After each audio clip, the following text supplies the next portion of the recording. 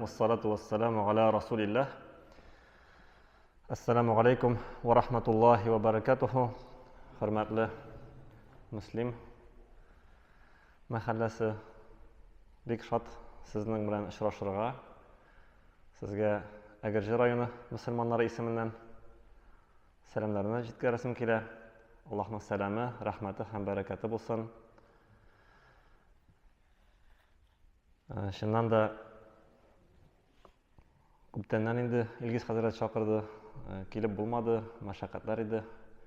Kelib tilak bor edi, mana Alloh nasib etdi. Bugun sizning bilan uchrashib, va'zlanlarga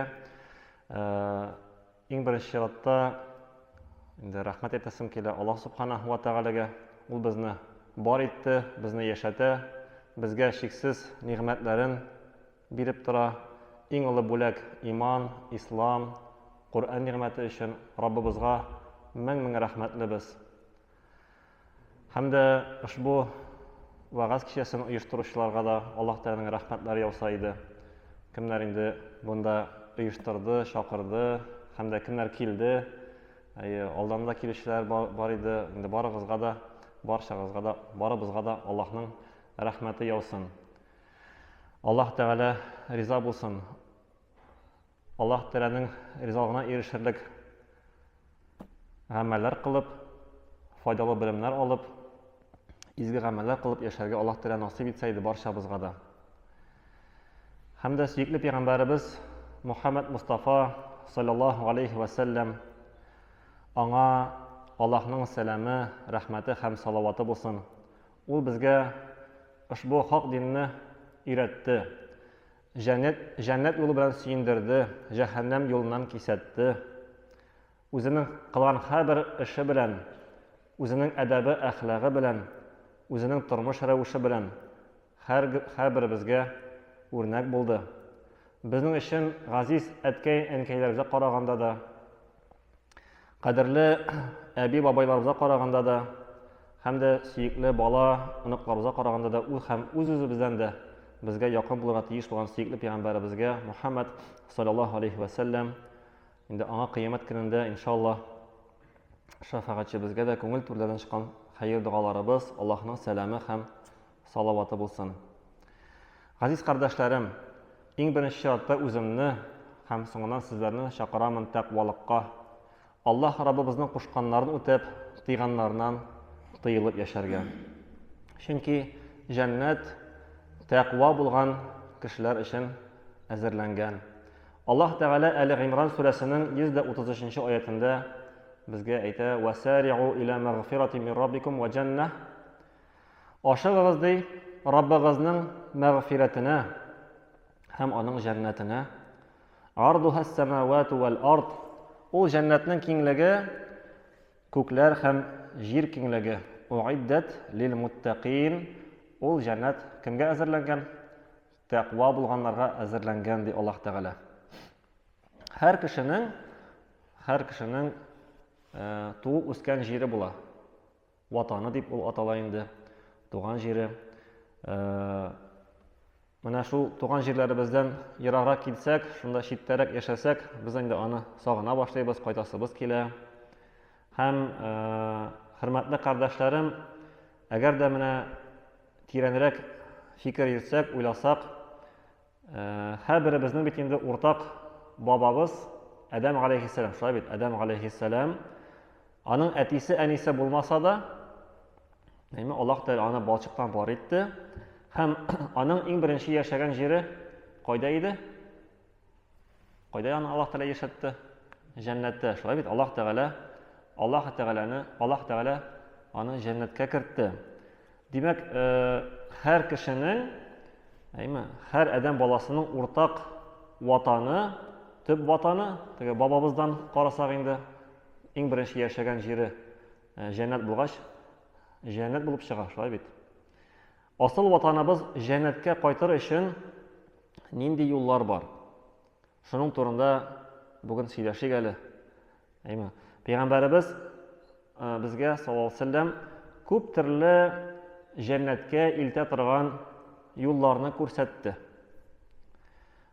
Şuşu yollarını esga tushirib, карап узыйк әле.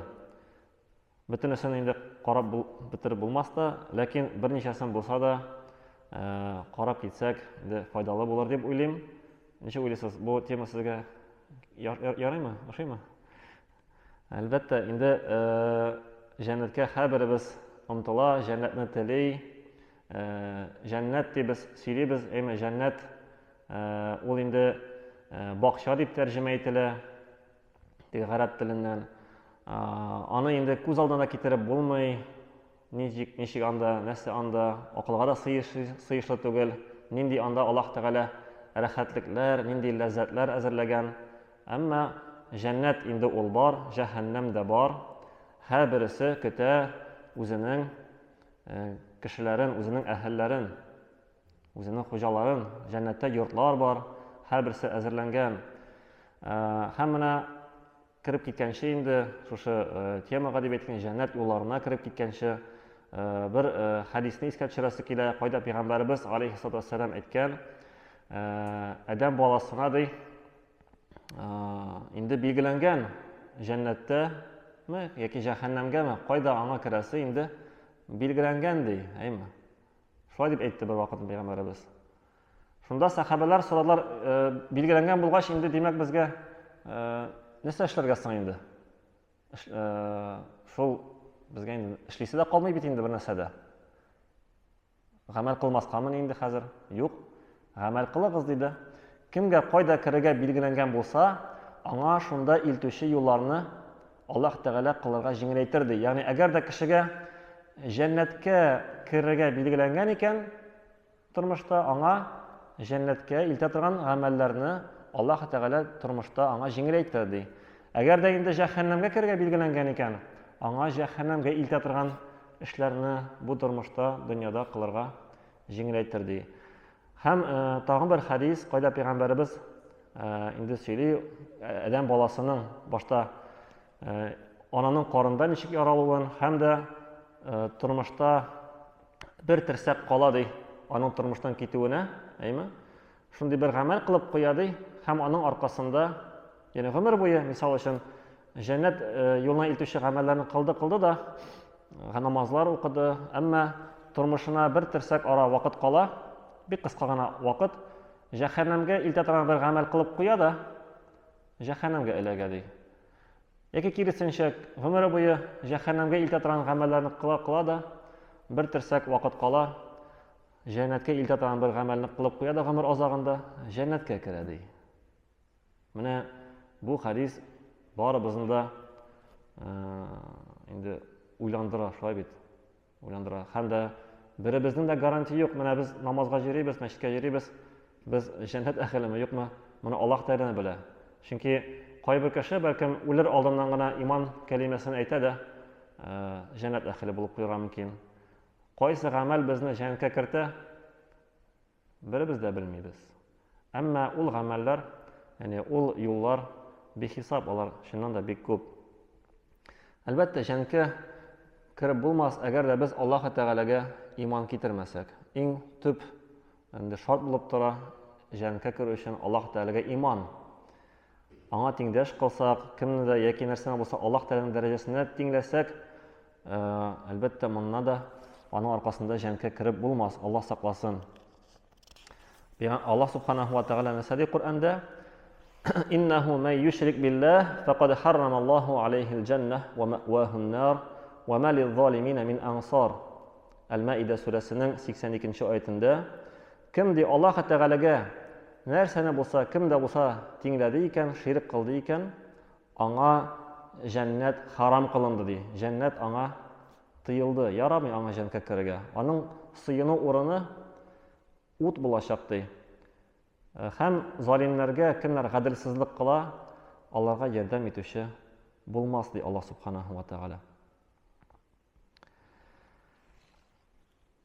Шуның өчен җәмәгать Аллаһ Тәгаләгә иман китерү беренче төп шарт булса, аңа тиңдәш кылмау, Аллаһ Тәгаләгә ихлас рәвештә гамәл гыйбадәт кылу, Аллаһ ризалыгы өчен. Безнең һәрбер гамәлләребез, һәрбер эшебез бары тик Аллаһ риза булсын өчен генә булырга тиеш. Шундый максат. Иң мөһиме, Аллаһ Тәгалә риза булсын, Аллаһның ризалыгын алу тормышта. Һәм беләбез инде, әйдәгез, мин дә сезгә әзрәк сораулар бирәсем килә, сез дә теге йоклап китмәсен өчен инде, бәлкем сез миңа, мин белмәгәнне дә миңа өстәрсез, теге бер-беребезгә гыйлемне баетыр өчен. Беләбездер инде, Пәйгамбәрбез мисал өчен әйткән шундый хәдисләр бар. Нәрсә дә булса әйтсәң яки эшләсәң, җәннәткә керәсең дигән. Шул кеше җәннәткә керер дигән. Шул хәдисләрне әйдәгез, кем дә булса әйтә алам. Мисал өчен, кем ди мен кала ла илаха иллаллах дахала аль-җанна. Мисал өчен, кем ла илаха иллаллах калимасын әйтсә ди, ул җәннәткә керә дигән. Әйме, ла илаха иллаллах, Аллаһтан башка илаһ юк дип, чын күңелдән аңлап инде, танып, шушы кәлимәне әйтсә кеше, ул кешене Аллаһ Тәгалә җәннәткә кертер ди. Әлбәттә, монда аңлап, әйме, чын күңелдән белеп, теге һәм дә мәгънәсен әйтү шарт булып тора. Теге просто ла илаха иллаллах әйттең дә аңламадың, нәрсә әйткәнне алай түгел, ягъни кеше аңлап, күңелендә иман булса, Аллаһ Тәгалә бар, бер дип танып, шуны аңлап әйтә икән, шул кешене Аллаһ Тәгалә җәннәткә кертәчәк. Кемнең бу сүзе гомернең азаплы сүзе булса, шулай ук ул кеше җәннәткә керәчәк дигән галәмәт бар, ягъни билге. Гомернең азагында, соңгы мизгелендә бу сүзне әйтә алса, ягъни яхшы сүз, ла илаха иллаллахны әйтә алса. Тагын кайсыбыз исти ала, нинди тагын хәдисләр бар, кайда Пәйгамбәрбез әйткән, нәрсә дә булса эшләсәң яки нәрсә дә булса әйтсәң, җәннәткә керерсең дигән. Кем әйдәгез? Аятул Курси турында бар, нәрсә дигән Пәйгамбәрбез, кем һәр намаздан соң дигән, әйме, һәр намаздан соң, фарыз намаздан соң Аятул Курсины укый икән, әйме, ул кешегә киртә булып тора, җәннәткә керергә, нәрсә? Аның үлеме ди. Яни шул һәр даим намаздан соң, фарыз намазлардан соң Аятул Курсины без укыйбыз икән, җәннәткә керергә безгә инде өмет, әйме, Пәйгамбәрбез әйткән, шуның өчен Аятул Курсины укырга кирәк, Аятул Курсины өйрәнергә кирәк. Кемнәр әле өйрәнмәгән, инде аны өйрәнеп, укырга тырышырга кирәк. Җәннәткә безгә ул шулай ук юл булып тора, җәннәткә юл булып тора. Һәм тагын бер нәрсә әйтәсем килә, намаз дигез, әйме, намаз. Шуннан да намазның әһәмияте турында бер аятны китерәсем килә. Коръәндә Аллаһ Тәгалә Муддассир сүрәсендә нәрсә ди? Җәннәт әһелләре җәһәннәм әһелләреннән сорарлар икән, сез ни өчен эләктегез тамукка дип, яни, ма салакакум фи сақар, сез ни өчен сақар, яни шушы тамук җәһәннәмгә эләктегез дип сорагач, қалу лам наку минал мусаллин, без намаз укучылар түгел идек дип әйтерләр ди. Яни җәһәннәмгә эләгүчеләр ни өчен җәннәткә кермәделәр? Чөнки намаз укымадылар. Валам наку нут'имул мискин, һәм без мискиннәрне ашатмый идек дип әйттеләр. Шуңа күрә мискиннәрне ашату, яни намаз уку иң беренче шартта менә ул җәннәткә безне илтүче төп юл булып тора.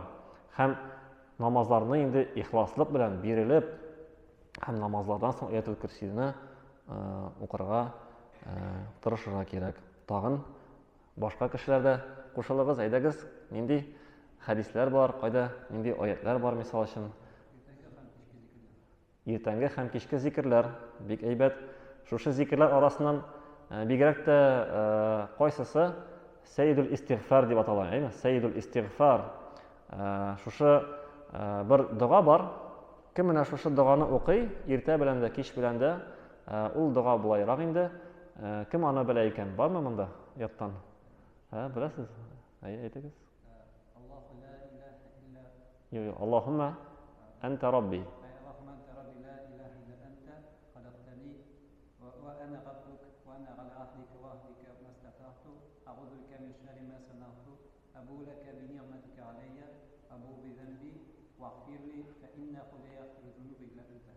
Sahih, dürüst.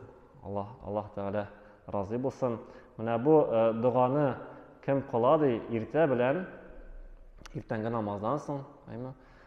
Шул кеше әгәр дә аны яқин белән, ягъни ышанып, чын күңелдән әйтә икән, менә бу дуганы кыла икән, һәм үлеп китсә ди, кич җиткәнче, ул кеше җәннәткә керә ди. Яки кич белән укыса шушы доганы кылса, шулай дип сораса Аллаһтан ышанып чын күңелдән, әйме, якин белән ди. Анда шулай дип әйтелә. Ышанып, чыннан да Аллаһ Тәгалә бу дугага җавап бирә дип. Менә бу истигъфарларның иң патшасы, ягъни иң улысы, Аллаһтан кечерү сорау дугасы, гафу сорау дугасы. Менә кичтән кыла икән һәм иртә җиткәнче үлеп китсә, ул кеше җәннәт әһле була, җәннәткә керә дип Пәйгамбәрбез әйткән. Һәм гомумән инде күбрәк ешрак зикрләр әйтергә бик мөһим. Һәр зикр әйткән сайын ла илаха илляллаһ, Аллаһу акбар, субханаллаһ дип әйткән сайын җәннәттә инде безгә агачлар утыртыла. Шуңа күрә тырышыйк ешрак зикрләр әйтергә. Һәм тагын бер зикр турында сезгә әйтәсем килә. Ул кашан без керәбез кибетләргә, базарларга, сәүдә үзәкләренә кашан керәбез. Бер дуга бар. Ул шулай ук бик күп савапка безне бик күп савап эшләп алырга мөмкин. Пәйгамбәрбез әйткән, кем ман дахала сук һәм әйтә ла илаха илляллаһ вахдаху ла шарика лах, лахул мулк ва лахул хамд, юхьи ва юмит, ва хуа хайюн ла ямут, бiyadihil khayr ва хуа аля кулли шайин кадир. Шулай дип әйтсә, әйме? Кибеткә керәсеңме син бер ипи алыргамы, анда сөт алыргамы, яки базар дип әйтә инде, ягъни базарга барасың, менә шул дуганы әйтсәк, инде барыбыз да беләбездер инде әйманы, бик авыр түгел. Ла илаха илляллаһ, ягъни Аллаһтан башка илаһ юк, вахдаху, ул бердән бер, ла шарика лах, аның тиңдәше юк.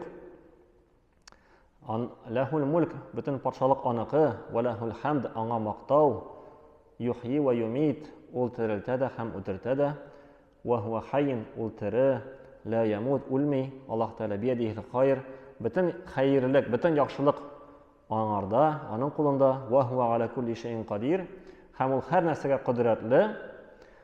Мәсәлән, Пәйгамбәрбез шуны әйтсәң, аңа мең изгелек языла ди.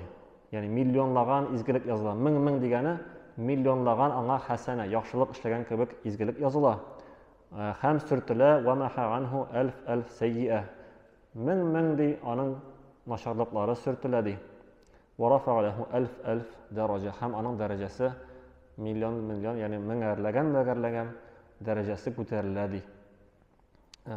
Бик җиңел әйтергә, әмма без инде еш онытабыз. Чөнки ни өчен базарда кергәндә бу дуганы әйтү ни өчен мөһим? Чөнки базарга кергәндә кеше оныта, яни үзенең мәшәкатен, нәрсәләр кирәк аңа, шуны алырга тырыша. Һәм базарлар шундый урыннар, кайда Аллаһ Тәгалә онытыла. Яйме? Анда алдалыйлар кайберләр теге күп гөнаһлар кылына, шуңа да әйтелә бит инде. Иң Аллаһның сөйкле урыннары ул аның мәчетләре ди, яраткан урыннары. Иң яратмаганы ул базарлар. Һәм шул яратмаган урыннарда да әгәр дә без кергәндә үзебезнең кирәк әйберләрне алырга кирәк булганда барабыз икән һәм Аллаһны искә алабыз икән, бу инде күп безгә савап эшләргә мөмкинлек бирә. Тагын дәвам итәбез. Тагын нинди гамәлләр, нинди эшләр безне җәннәткә кертә микән? 12 рәкать сөннәт, даими рәвештә, ягъни менә бу фарызлардан тыш раватиб дип атала инде. Раватиб Пәйгамбәрбез калдырмый торган булган. Менә сунна муаккада дип атала инде ул, ныгытылган сөннәт, кайсы намазларны Пәйгамбәрбез үзе укыган, башкаларга да өндәгән, калдырмаска тырышыгыз дип. Менә бу раватиб дип атала. Менә бу мисал иртәнге намазның 2 рәкать сөннәте, бигрәк тә аннан соң өйлә намазының 4 һәм 2 сөннәте, аннан соң акшам намазының 2 рәкать сөннәте, ястү намазының 2 рәкать сөннәте. Менә булар. Бу намазлар сунна муаккада дип атала. Ягъни аларны тырышсак укырга, шулай ук җәннәттә безгә йорт салына дип Пәйгамбәрбез хәбәр бирде. Аллаһның рәхмәте яусын. Тагын. Ансы да, машалла. Тәһарат алганнан соң, тәһарат алганнан соң 2 рәкать намаз уку һәм дуга кылу, дуга кылу тәһарат алганнан соң һәм намаз уку. Чөнки бер вакытны Пәйгамбәрбез әйтә, мин ди Билалның аяк тавышын ишеттем ди җәннәттә. Һәм Билал радиллаһу анһудан сорыйлар, нинди синең аермалы гамәлләрең бар дип. Ул һәр вакытта тәһарәт алганнан соң 2 рәкать намаз укый торган булган. Һәм тәһарәт алганнан соң ла илаһа илляллаһ вахдаху ла шарика лах ашһаду ан ла илаһа илляллаһ ва ашһаду анна мухаммадан абдуху ва расулуһ Аллаһумма джаални минат тауабин ва джаални минал мутатаххирин дип шулай әйтә торган булган. Яни Пәйгамбәрбез өйрәткән менә бу дугаларны. Шулай бик мөһим, өйрәнсәк һәм куллансак, җәннәткә безгә юл ачыла. Менә тагын бер юл инде, әйме? Аллаһның рәхмәте яусын. Тагын Бакара сүрәсен уку һәм Әл-Имран сүрәсен уку. Ансы турында нәрсә дигән Пәйгамбәрбез, кем аларны укый? Ул 2 сүрә, бу 2 иң зур сүрә инде Коръәндә. Кем аларны укый? Бу 2 сүрә килер ди. 2 болыт кош кебек, ягъни каплап, шундый күләгә булыр, аңа ярдәмче булыр. Шул көндә кашан күләгә булмас, ягъни кыямәт көнендә. Әйме, шундый хадистә килә. Бакара сүрәсе һәм Әл-Имран сүрәсе уку бик мөһим. Гомумән инде Коръәнне ешрак уку, кем ди Коръәнне укый? Коръән аңа шафагатьче булыр, аңа ярдәмче булыр һәм җәннәттә дә әйтелер, укы, ничек син укыдың бу дөньяда һәм күтәрел. Ягъни укы. Күпме син яттан беләсең, күпме син ятладың, җәннәттә әйтерләр икән. Укы Коръәнне һәм күтәрел дип әйтелә. Күтәр. Һәр аят укыган саен кешенең дәрәҗәсе җәннәттә күтәреләчәк икән. Гомумән Коръәнгә әһәмият бирү, Коръәнне уку, Коръән укырга тырышу, өйрәнү, ул безне җәннәткә китерә. Чөнки без Аллаһ Тәгаләнең сүзләрен укыйбыз. Дөрес әйттегез, тагын. Әти-әни хакы яхшы. Әти-әни хакын үтәү. Әти-әнигә игелек кылу. Пәйгамбәрбез алейһиссалату вассалам әйткән, рагыйма анф, рагыйма анф, рагыйма анф. 3 тапкыр кабатлап, бурыны җиргә төртелсен ди. Бурыны җиргә төртелсен. Яни үкенеч булсын шул кешегә, кемнең әти-әнисе яки икесенең берсе ул яшькә җитеп тә җәннәтне кәсеп итә алмаса, яни җәннәткә керә алмаса. Шуларга игелек кылып, ягъни әти-әнисенә яки икесенең берсенә, яни исән булып, шуларга ул яшькә җитеп, аларга игелек кылып җәннәткә керә алмый икән ул кешегә инде үкенеч булсын ди. Шуңа күрә әти-әнигә, бигрәк тә әни кешегә изгелек кылу ул безне җәннәткә кертә. Бер вакытны Абу Хурайра радиллаһу анһу инде иң күп хадислар тапшыручы сахаба, әнисен шуңкадәр нык яраткан инде, вафат булгач елап җибәрә. Ни өчен җырлыйсың дип сорагач, чөнки минем җәннәт капкасы бер капка инде ябылды ди. Яни җәннәткә кертә торган бер капка ябылды ди. Әниләргә, әти-әниләргә игелек кылу безне шулай ук җәннәтле итә, җәмәгать. Тагын ир хакы, дөрес. Кемдә кем инде хатыннарга булсын кагыла инде, Аллаһ субханаһу ва тааля шулай тигезли. Бер яктан әти-әнинең дәрәҗәсе, әнинең дәрәҗәсе улы, икенче яктан менә ирнең дәрәҗәсенә күтәрә Аллаһ субханаһу ва тааля. Әгәр дә хатын-кыз иренә итәгать кылса, ирен хөрмәтләсә, ул шулай ук, яни ире хатыннан риза булса, ул аның өчен җәннәткә кергә юл була. Чөнки Пәйгамбәрбез алейһиссалату вассалам әйткән, бер хатын-кызга синең ирең бармы дип, ул әйткән, әйе. Син ничек аның белән нинди мөнәсәбәттә дип сораган инде. Төрлечә була дигән инде, әйме? Төрлечә, төрле хәлләр була дигән. Пәйгамбәрбез аңа әйткән инде, игътибарлырак бул, чөнки синең ирең яки синең җәннәтең яки синең җәһәннәмең дигән.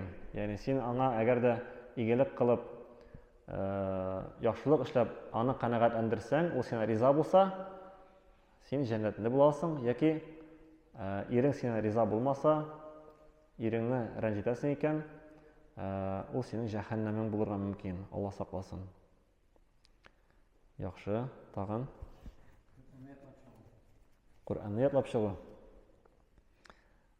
Кем Qur'onni ятлап чыга, аның хәтта үзенә генә түгел, әти-әнисенә дә, әйме? Әти-әнисенә дә мәсәлә киертерләр ди башына. Таш, әйме? Корона киертерләр икән. Хәтта андагы шундый асыл ташлар кояштан да, ягъни йолдызлардан да балкып, матур итеп торырлар. Менә шундый дәрәҗә Аллаһ Субханаһу ва Тәгалә бирә. Кем Qur'onni тулысынча ятлап чыга. Әти-әниләренә дә хәтта, ягъни кем сәбәпче булды Qur'onni өйрәнүчеләргә, ягъни шундый мисал өчен Qur'ан бәйгеләре уза икән, менә шунда өлеш кертү, ягъни бүләкләр алып бирү, яки Qur'ан түгәрәкләренә мисал өчен балаларны йөртү, шуны оештыру, менә ул эшләрдә катнашу, ул да безне шул җөмләдән кала. Чөнки Пәйгамбәрбез әйткән бит инде, "Хайрукум ман тәгаллама ал-Qur'ана ва алламаху". Сезнең иң хәерлегез шул, кем Qur'анны өйрәнә һәм башкаларга өйрәтә дигән. Бөтенебез дә инде һәр кеше әйтәбез бит инде, Qur'анны ятлап чыга алмаска да мөмкин, бөтен кешегә дә бирелмәскә мөмкин, әйме, төрле юллар башына күрә. Кемгәдер Qur'ан аша, әйме, җәннәткә юл, кемдер әти-әнисенә, кемдер иренә игелек кылып, әйме, кемдер зикрләр кылып, әйме, җәннәтле булырга мөмкин. Кемнәрдер ниндер бәләкәй генә бер изгелек кылып та, хәтта җәннәтле булырга мөмкин. Бәләкәй генә изгелекләр кылып. Мисал өчен беләбез бит инде, бер бик гөнаһлы кеше чүлдән бара, аның эчәсе килә, сусый, бик каты һәм күрә еракта бер кое. Шул кыйны табып ала һәм төбенә төшә, шунда сусавын баса һәм өскә менсә, анда бер эт була. Ул эт юеш комны ялый. Һәм ул шушы этне кызганып, жәлләп инде нәрсә эшли? Кире кыйга төшә һәм аңа су алып менә эчертә. Менә Аллаһ Тәгаләнең бер рәхмәте, ул үзе дә шундый хәләттә иде, ягъни аңлый, әйме, әле күптән түгел үзе дә шундый сусаган хәлдә иде, һәм күрә каршысында аның эт, ул эт бит инде үзе төшә алмый анда, аны жәлләп инде кызганып, кире кыйга төшеп, аңа су алып менә, һәм шушы гамәле өчен аның гөнаһлары кичерелә, ул җәннәтле була дип Пәйгамбәрбез хәбәр биргән. Менә күрәбез, кайсы гамәл безне җәннәткә итәр микән белмибез, кайсы гамәл. Шуңа күрә бу кичкенә гамәл яки зур гамәл дип карамаска кирәк, күбрәк төрле юлларны эзләргә кирәк, төрле юллардан тырышырга кирәк җәннәткә ирешергә. Җәннәткә ирешергә Аллаһ Тәгалә насыйп итсен һәр барчаларыбызга да. Тагын җәмәгать, әйдәгез искә төшерик әле, тагын нинди хәдисләр бар? Менә озакламый хаҗ көннәре дә җитә, хаҗларыбыз да китә. Пәйгамбәрбез нәрсә дигән? Әл-хаҗҗул мабрур, кимчелексез хаҗ, аның бүләге ләйсә лаху җаза илля аль-җанна, ягъни аңа бүләк бары тик җәннәт дигән. Кем хаҗны кыла да, шушы хаҗны кыла кимчелексез рәвештә, ягъни хаҗ кылганда кешеләр белән әрләшми, сүгенми, этешми, тыртышмый, һәм теге әрләшми, әйме, һәм дөрес итеп кыла икән, Пәйгамбәрбез өйрәткәнчә, бөтен рөкеннәрен кулып, үтәп кайта икән, анадан туган бала кебек кайта дигән бер хәдистә бар, икенче хәдистә аның бүләге җәннәт дигән. Кешеләр бит шулай карыйлар, мисал өчен намазда булмаган кеше, намазда кешене шундый изге булып күрә. Һәм уйлыйлар, кемнәр намазлар укымыйлар, намазга басмаган, андый кешеләр уйлыйлар, нәрсә дип, намаз кешесе, инде намаз укый торган кеше, фәрештә кебек, ягъни гөнаһ кылырга тиеш түгел дип, мисал өчен, әйме? Шундый фикердә бит инде. Күпчелек кешенең фикере. Һәм ни өчен намазга басмыйсың дигәч, ни өчен намаз укымыйсың дигәч, минем әле шундый гөнаһ эшләрем бар ди. Аларны әле калдырмадым ди. Менә шуларны калдыргач кына, әле мин әзер түгел ди, кайберләр әйтә. Соңрак дип әйтәләр. Соңрак Әле мин җитешмәгән, пешмәгән ди. Пенсияга чыккач ди, әмма шуның аркасында намазларны үтәмиләр. Ягъни намазга баскач, шушы гынахларны инде калдыра кирәк дип уйлый инде, әйме? Бүтән гынахларны калдыра кирәк, аннан соң гына намаз укып була.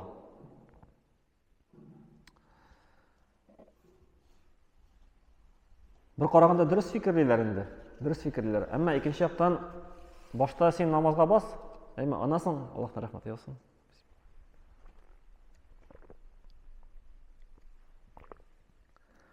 Намазга бас, Аллаһтан сора.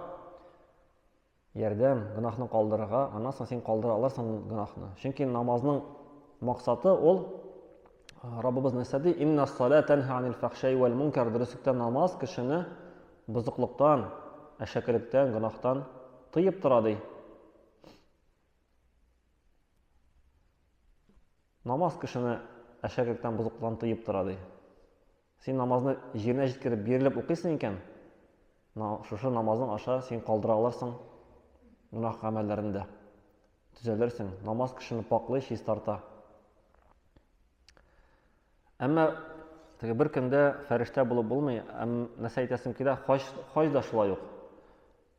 Кешеләр уйлар, кем хаҗ кылып кайткан, ул димәк, все җәннәт әһле, ягъни изге кеше. Әле бит аны саклара кирәк, җәмәгать, әйме? Син хаҗны бәлкем дөрес итеп үтәп кайтасың да, бәлкем шуннан да гынахларны кичерелер. Әмма бит әле яшисең, теге хаҗдан кайттың да үлдең түгел бит инде, әйме? Гомер бара. Менә ул бит гынахны кылмас өчен тырышырга кирәк, шушы хаҗның савабын югалтмас өчен. Кайбер кешеләр шуның аркасында хаҗны кичектерәләр. Теге гомерне азагында кылырга дип, быел бармыйм, икенче елга барам ди, ягъни соңрак барам, картайгач барам дип уйлыйлар инде, пенсияга чыккач. Алай дөрес түгел, ягъни синең качан мөмкинлегең бар, син инде барырга сиңа фарыз була, тиеш була. Әле син икенче елга мөмкинлегең бармы, буламы, юкмы? Беребез дә белмибез. Шуңа күрә фарыз була качан кешенең инде мөмкинлеге була барырга.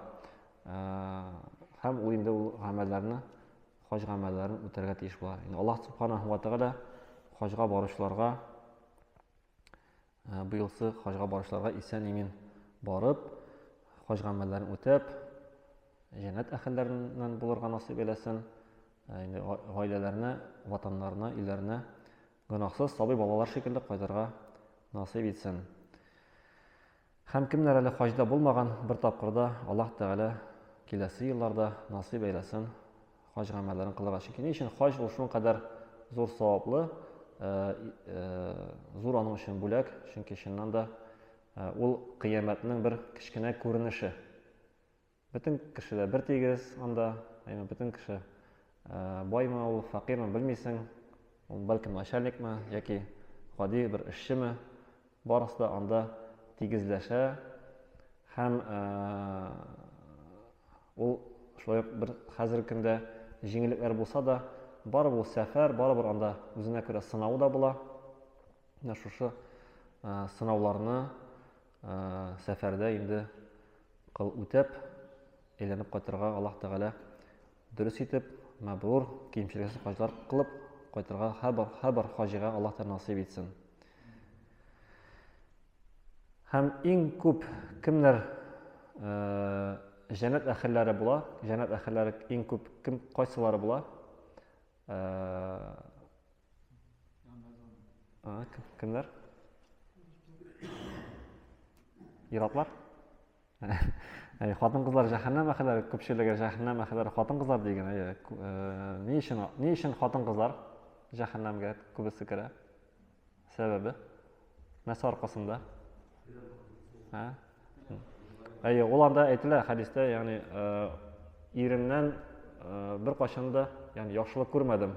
Кай вакытта алар ычкындырып куярга мөмкиннәр. Бу менә ничә ел торам инде моның белән. Бер качан да шуны нәрсәдә күрмәдем ди, ягъни яхшылык күрмәдем дип әйтү аркасында, ягъни рәхмәтсезлеге, шөкерсезлек аркасында, менә шуның аркасында җәһәннәмгә дучар булырга мөмкин, Аллаһ сакласын. Иң күпчелек инде җәннәт әһелләре ул үзләренең күркәм холыклары һәм тәкъвалыклары белән, ягъни иң күпчелеге җәннәтнең тәшкил итә кешеләр шулар, кемнәрнең әхлаклары, холыклары яхшы. Менә безнең кайвакытта күзәтергә мөмкин, кеше тырыша намазын тиешенчә үтәргә, уразасын тотырга, әйме? Әмма кешеләр белән начар булырга мөмкин. Күршеләр белән начар булырга мөмкин. Теге бер пәйгамбәр сорыйлар бит инде. Бер хатын-кыз бар ди. Ул ди 5 вакыт намазын да укый, әле өстәмә нәфил тәһаҗҗүд намазларын да укый ди. Фарыздан тыш өстәмә ураза тота, әмма күршесе белән начар ди. Күршесенә начарлык кыла. Теле белән.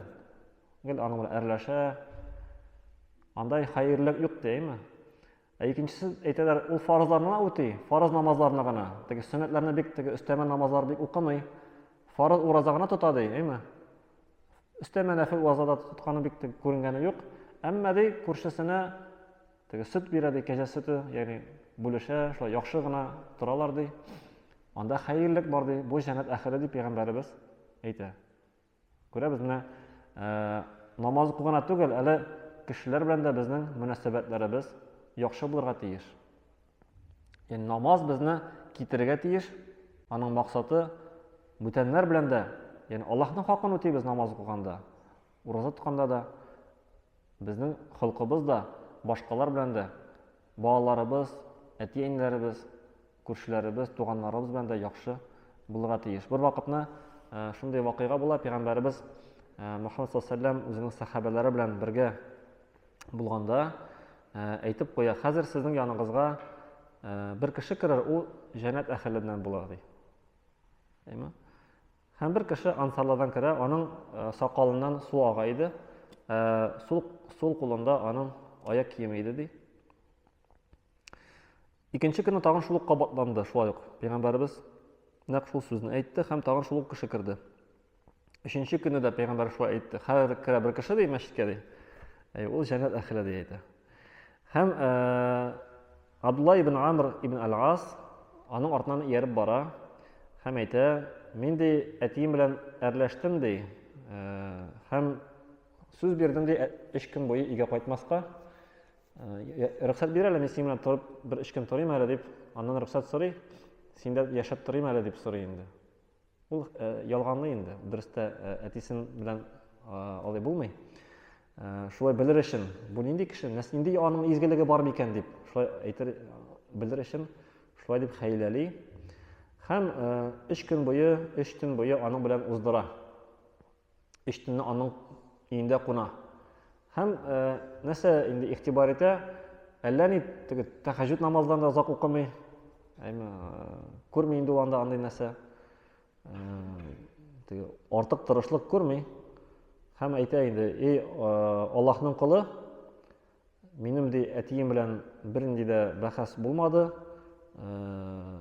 Мин андай сүз дә булмады. Мин бары тик ишеттем пәйгамбәребездән саллаллаһу алейһи ва саллям, ул әйткән инде, хәзер керә бер кеше, ул җәннәт әһле дип.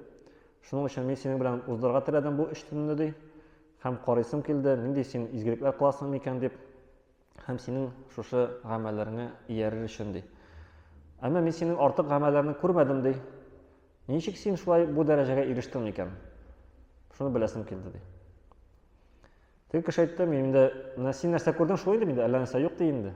Минем әллә ни аермалыгым юк дип әйтә. Әмма инде китеп барганда гына ул аңа әйтә, мин ди бер кашан да бер кемне ялганламыйм ди, алдаламыйм, бер кемгә көнләшмим ди. Әйме? Бер кемгә көнләшмим ди. Менә шул икән ди. Менә нәрсә икән сине җәннәткә кертә. Ягъни син бер кемне алдаламыйсың, ялганламыйсың һәм көнләшмисең. Менә бу гамәлең, әмма без инде барыбыз да аны, барыбыздан да килми бу нәрсә. Әйме? Бөтен кешедән килми. Күп кеше ялганлый да, күп кеше нәрсә эшли? Көнләшә. Менә бу кеше аны булдыра алган, ягъни бер кемне ялганламый һәм бер кемгә дә аның хөсетлеге юк. Көнләшми. Бер кемгә көнләшми. Мондай бөтен нәрсә, бөтен кешедә мондай нәрсә булмый.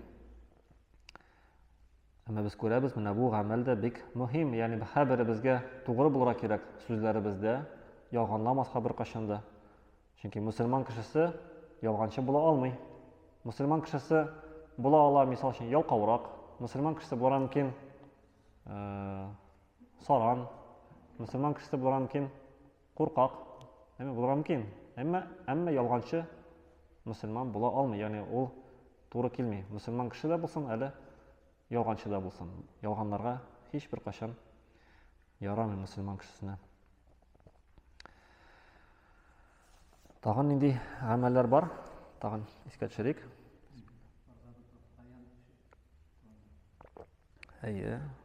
Ураза тоту. Кем Рамазан айында ураза тотса, аңа җәннәттә бер капка ачылыр, Раян дигән, ягъни. Ул да хадис бар, тагын.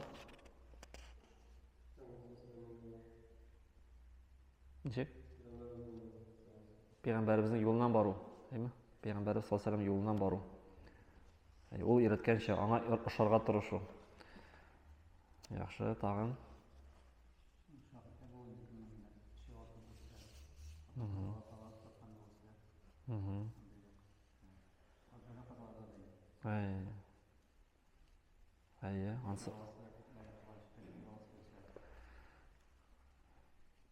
Бу сынаулар инде. Кешенең тормышында сынауларга сабыр итеп, шушы сынауларны үтә алса, Аллаһ Тәгалә сабырлыгы өчен аңа җәннәт насыйп итә иншаллах.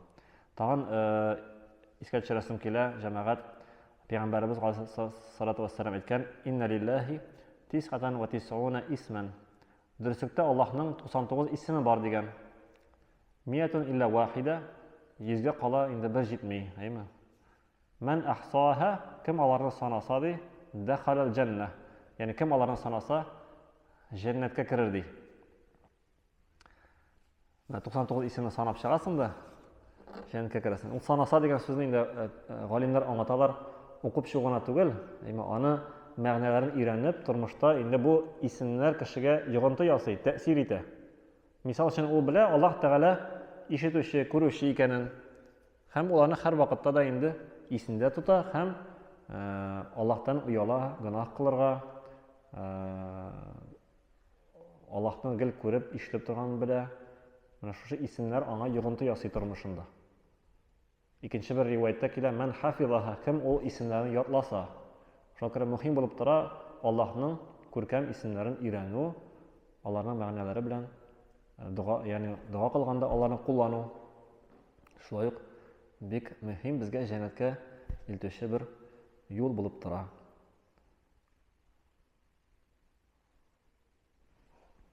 Тагын өстәп әйтергә була, кем тырышлык куйса балалар тәрбияләүдә һәм бигрәк тә кыз балаларын тәрбияләүдә. Кыз балаларын тәрбияләсә, яхшы тәрбия белән,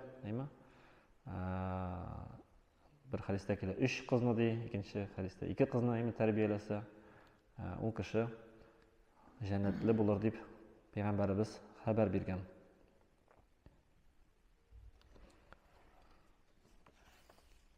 Тагын җәмәгать исти алабызмы?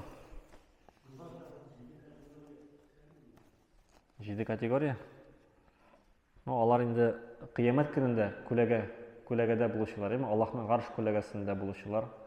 Аларны истәргә мөмкин, иншаллах. Бу гадел имам диелгән, гадел имам.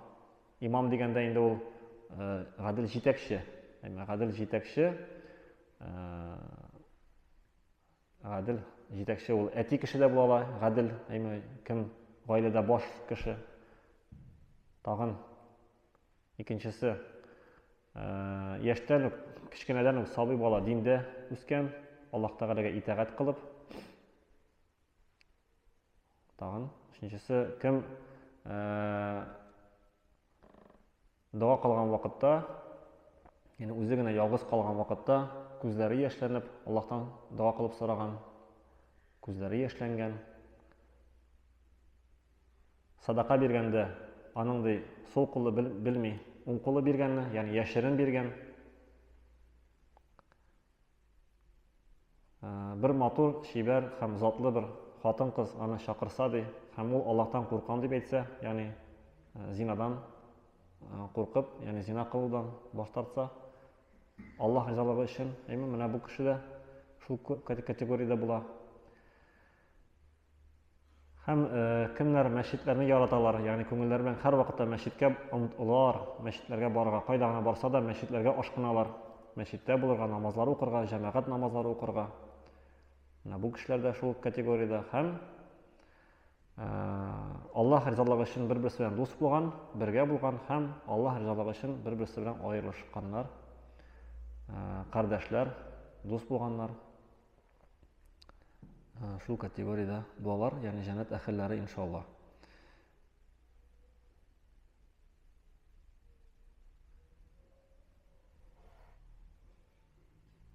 Тагын Пәйгамбәрбез галейһиссалату вассалам әйткән: "Ман салал бардайн дахалал җаннah." Кем ике намаз укыса, бардайн, ягъни ул салкынча булган вакытта. Пәйгамбәрбез бу ике намазны шундый исем белән атаган. Бард, ягъни бард ул салкын, салкынча булган вакыт, ягъни иртәнге һәм икенде намазы дип йөртелә атала. Менә бу иртәнге һәм икенде намазы. Галимлар арасында бу ике намаз турысында бәхәс бар. Кайсысы әйтәләр инде, Аллаһ Тәгалә аят бар бит инде. Хафиду ала салават ва салатил вуста.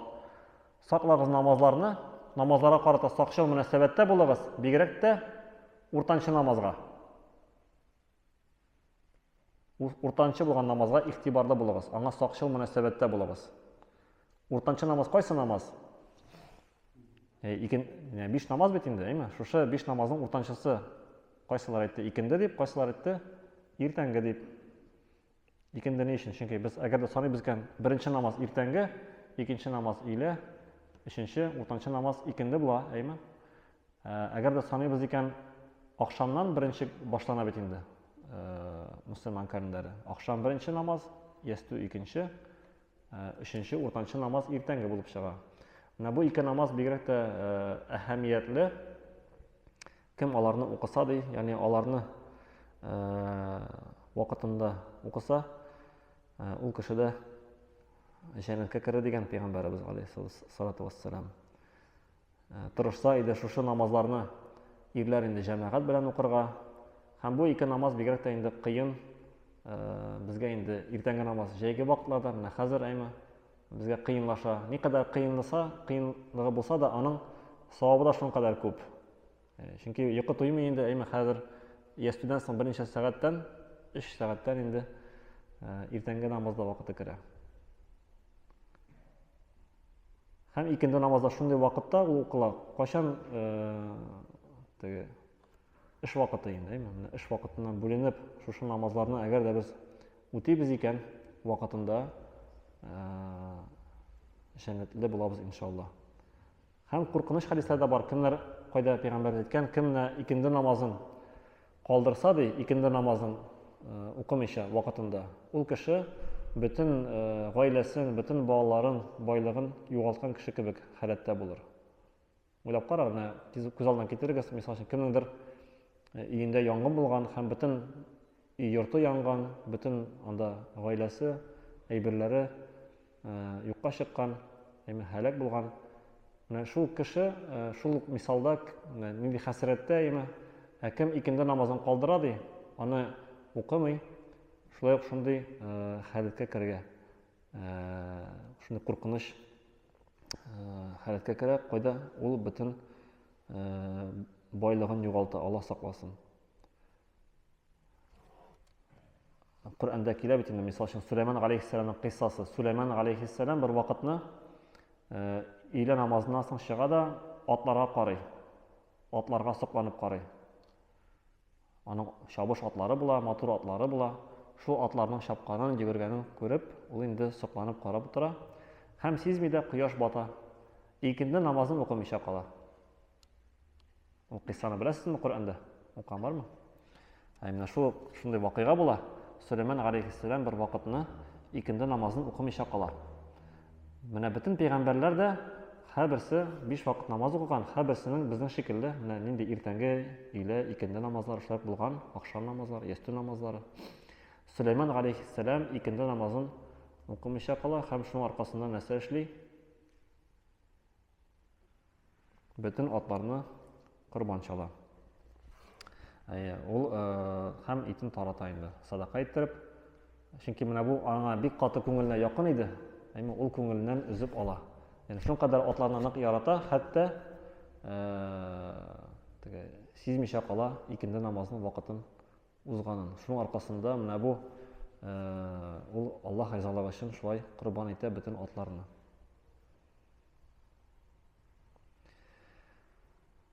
Тагын өстәргә мөмкинме? Тагын кемнәр өсти ала? Йокыгыз килә бугай инде. Азанны кабатлаган кеше. Азан әйткән вакытта сөйләшмичә име? Торга кирәк һәм кабатларга кирәк. Азан әйткән вакытта ул безгә шулай ук хадис килә. Кемди кабатлый? Муаззинның артыннан илля мәгәр хайя галас-салах һәм хайя галал-фалах дигән сүзләрдә Нәсәйтә, ла хаула ва ла кувата илля билlah дип, ла хаула ва ла кувата илля билlah дип әйтә. Калган сүзләрне инде шулай кабатлый. Аллаһу акбар дигәндә Аллаһу акбар дип әйтә. Менә шул кеше шулай әйтә икән, җәннәтле була. Иншаллах, җәннәтле була дигән пәйгамбәрбез хадисе бар. Дөрес чыннан да. Рәхмәт искә төшергән өчен. Күрәбез, менә җәннәткә илтүче юллар бик күп, шулай бит. Җәннәткә илтүче юллар күп. Аллаһ Тәгалә аларны безгә күп итеп биргән мөмкинлекләр. Кемдер садака аша, кемдер шул изгелек кылып, мохтаҗларны ашатып. Әмма инде төп асылны югалтмыйча, Аллаһ Тәгаләгә иң мөһиме иман белән аңа тиңдәшлек кылмыйча, күбрәк изге гамәлләр кылып, Аллаһ Тәгалә яшәргә насыйп итсен барчаларыбызга да. Җәннәткә керүләрне җиңеләйтсә иде. Һәр барчаларыбызга да җәннәт әһелләреннән булырга насыйп әйтсә иде.